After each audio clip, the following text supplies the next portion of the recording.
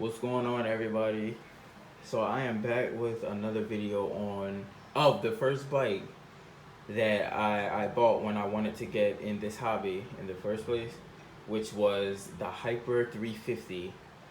I know you all have seen it before. It was the very first bike I had, and I only did a battery modification to it, but now I'm going all in on this bike by extending the rear, which I already did. I can't remember how many inches, but it's probably maybe 6 inches.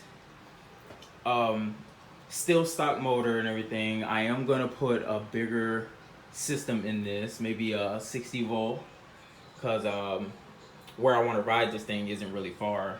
Um, Also, I do need to get some rotors and maybe some zoom brakes for it. I want zoom brakes for it.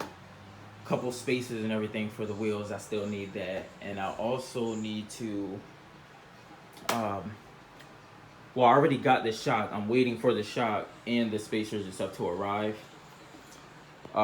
So that way we could get this thing running maybe, but I can't really run it without the brakes. But as you see, I got the shock mount here, and it is another one up top underneath. But this wheel isn't stable right now because I don't have the spacers and everything, like I said. But as you can see, I got the bike moving up and down. When I do put the suspension on here.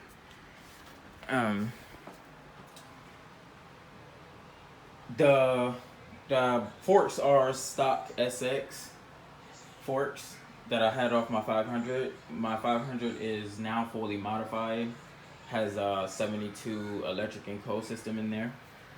I just want to take a break from that for a little bit. I just want to ride something different. And with this bike, I didn't want it to be small anymore. So I just thought of an idea, was just to try to put a shock on here and, different forks.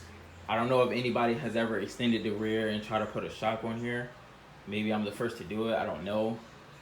But I think this build is really coming along and it's stable enough. I have sat on it, I have bounced on it, whatever you could think of, and it has not broken on me.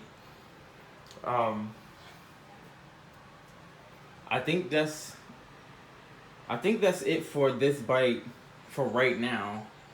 I am gonna throw a couple more videos on here, and if you have any questions of how I got the forks on there or how I extended it, I'm sure you already know. I had to cut some pieces from another bike that was the same size, the same size right there, and I welded it. Well, I haven't shaved it down or anything, so I still have to do that. This build is not perfect, and I don't expect it to be the perfect build, but I am loving this build right now and how it's starting to turn out to look. So if you like it and you have any questions on it, just comment and hopefully I can get to them as fast as I can.